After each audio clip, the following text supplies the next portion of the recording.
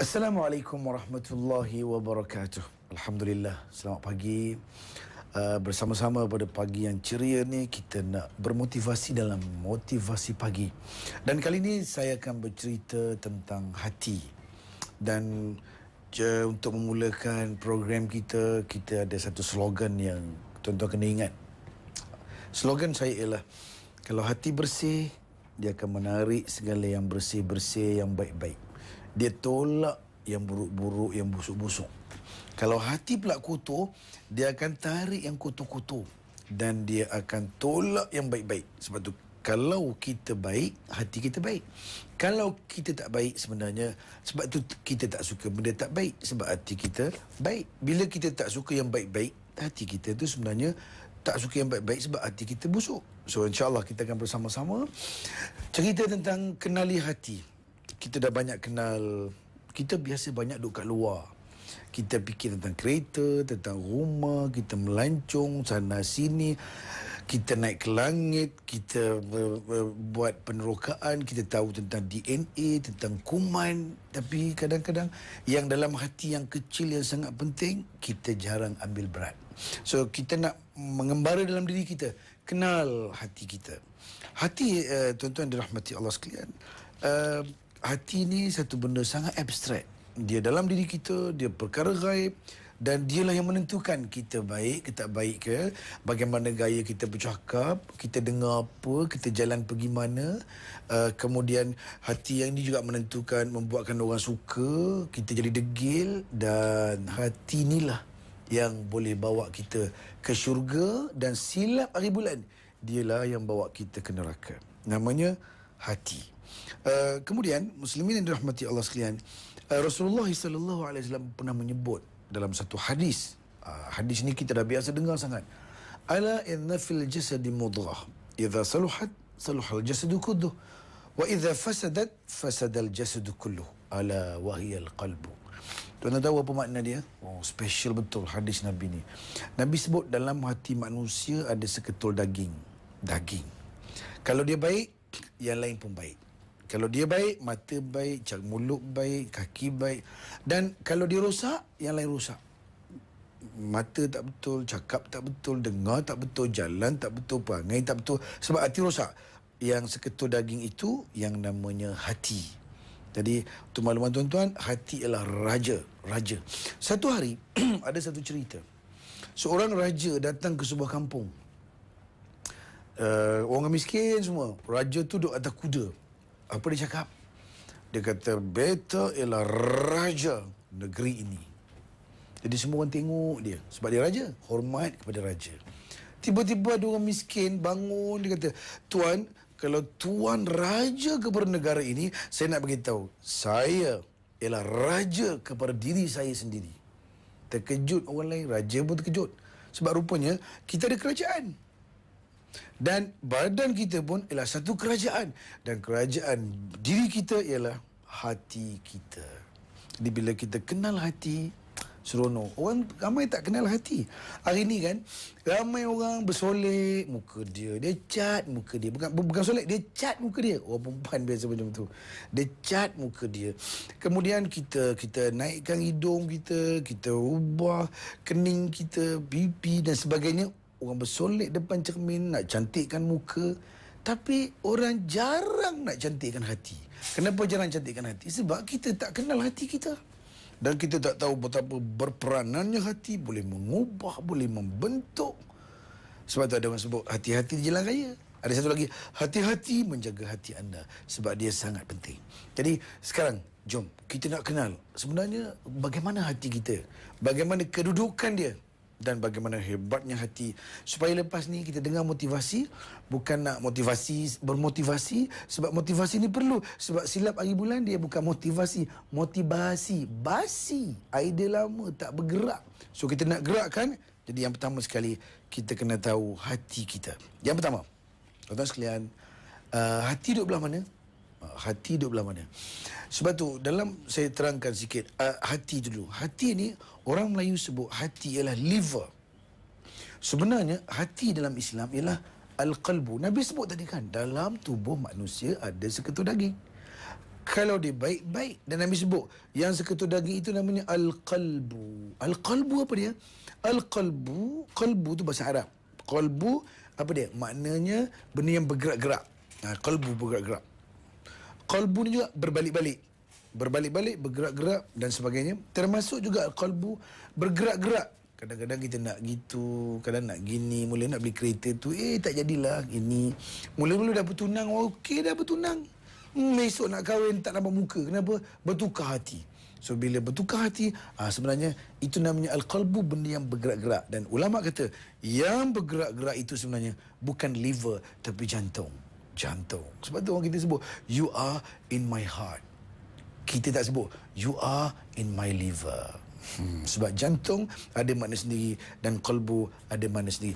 Nanti ada banyak lagi yang kita nak kongsikan. Jangan ke mana-mana. Kita akan jumpa lagi selepas ini tentang hati. Kita jumpa lagi. Tadi cerita tentang hati. Nak kenal hati, yang pertama saya maklumkan orang Melayu sebut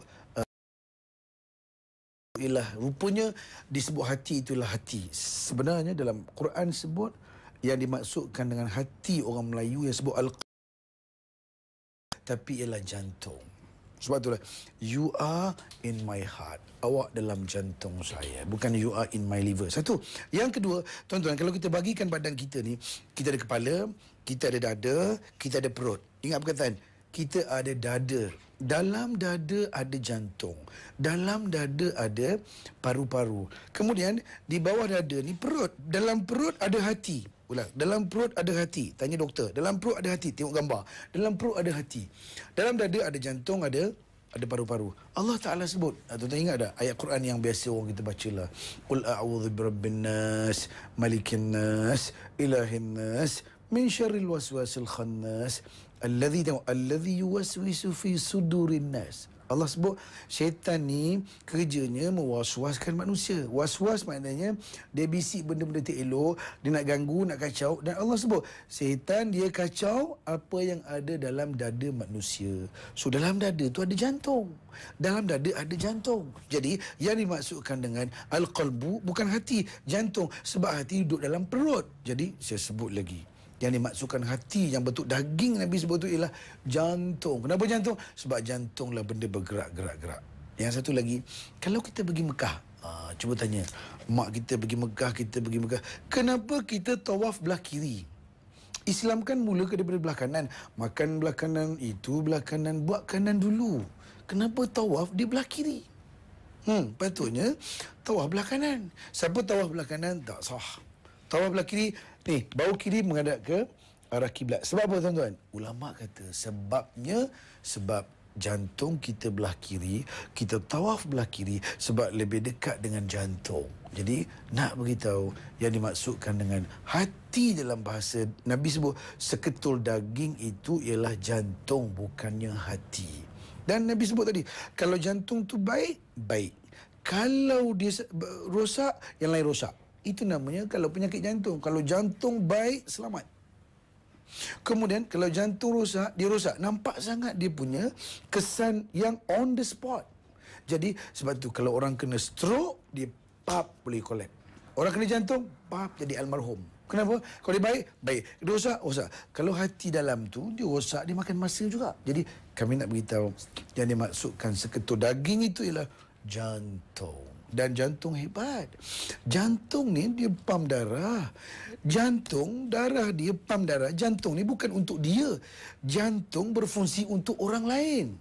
Itu hebat jantung. Jadi kita jadi orang, hidup kita nak bagi pada orang. Give, memberi lebih utama. Itu sifat orang hebat. Itu sifat jantung. Itu sifat hati. Jadi saya ulang balik. Kenali hati kita bermula yang kedua, iaitulah jantung kita ialah hati. Okey. Dan ada satu lagi, sebenarnya tak salah juga orang Melayu sebut hati, sebab kita ada dua hati. Yang pertama, daging yang bergerak-gerak Nabi sebut yang jadi raja ialah jantung. Dan ada satu lagi nama hati rohani. Hati rohani apa dia? Yang namanya fuad, yang namanya suara hati, yang namanya mata hati, yang itu hati alam ghaib. Kita tak tahu macam mana, dan hati itulah yang akan kita bawa jumpa dengan Allah di akhirat. Kita bukan bawa muka, kita bukan bawa lubang hidung, kita tak bawa badan, kita tak bawa kereta BMW, kita bawa hati. Allah Ta'ala sebut, yauma la yanfa'u malun wala banun. Ada satu hari, anak-anak dah tak jadi apa, harta tak jadi apa, sepangkat tak ada apa. Yang ada, bawa hati. Hati mana? Hati ghaib. Di situ ada iman, di situ ada Islam, di situ ada akidah. Itu jantung tu, yang nama hati tu namanya hati yang ghaib. Yang tu sebenarnya berfungsi menggerakkan kehendak, menggerakkan kita nak buat apa. Itu hati. Okey.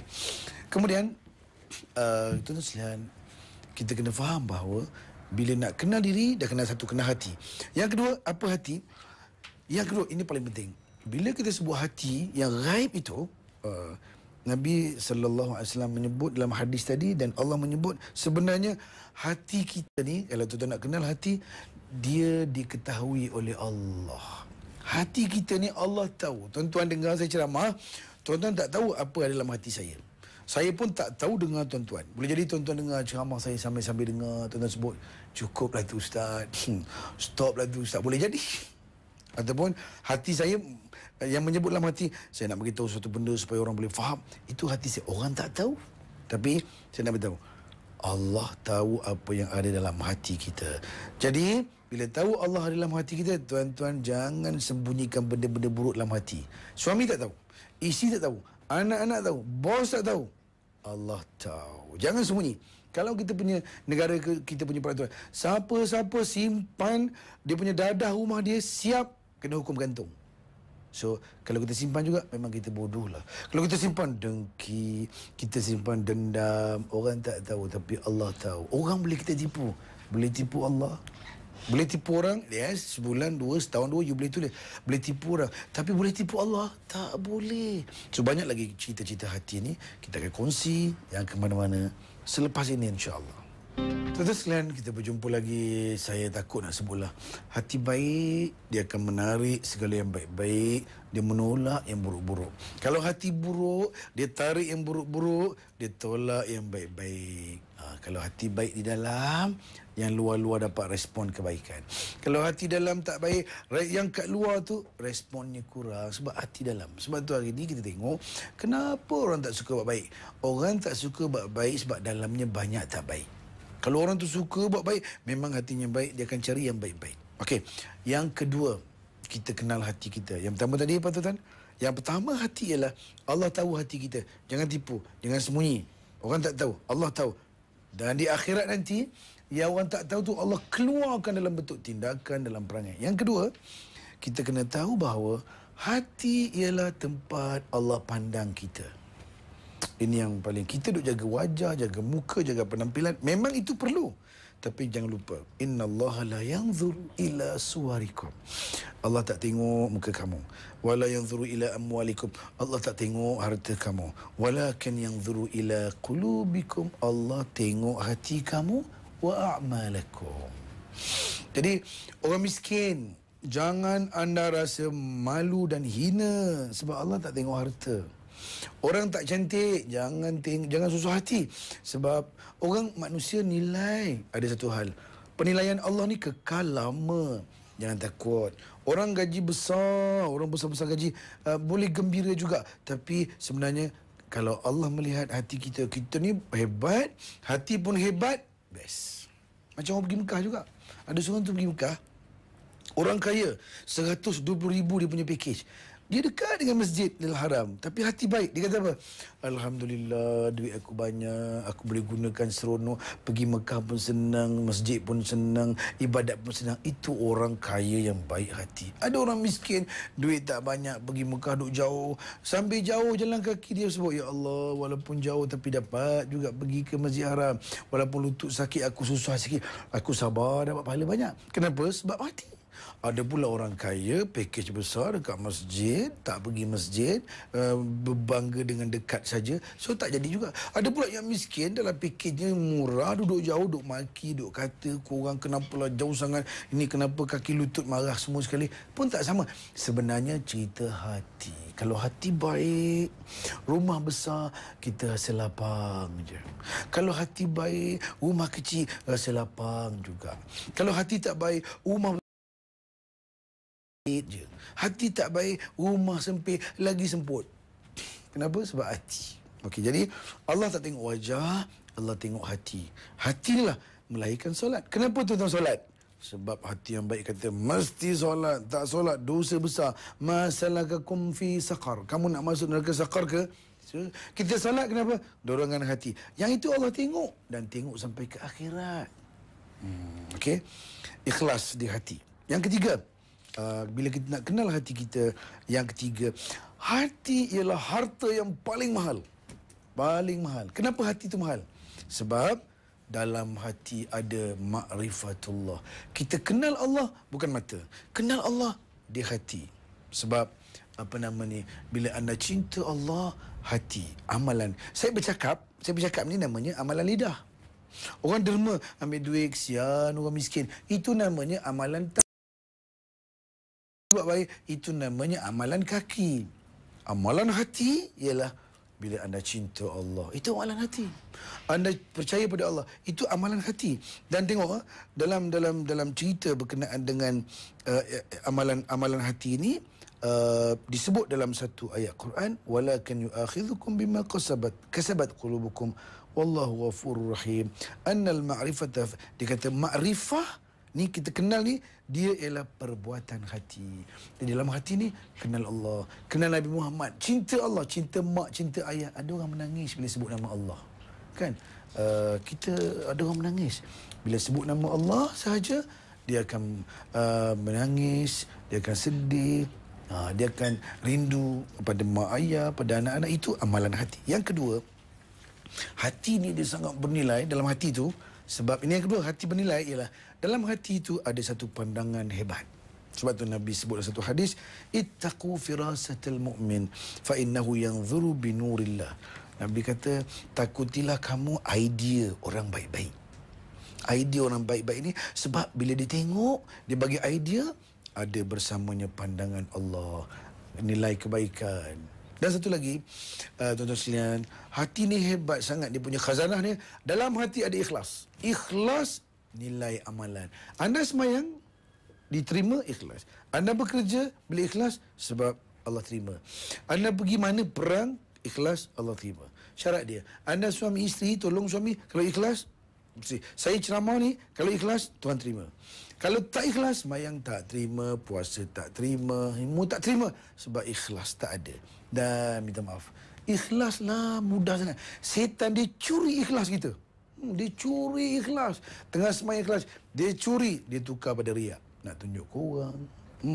Kita bantu orang, dia curi. Dia banyak pencuri-pencurinya. Jadi mulia hati ni dengan ikhlas. Dan satu lagi, ilmu dan hukum ada kat hati. Tahu ilmu? Tengok, disebut dalam satu Nabi hadis, faqihun wahidun asyaddu ala syaitan min alfi abid. Seorang yang alim berilmu sangat sukar diganggu oleh syaitan berbanding 1000 orang kuat ibadat.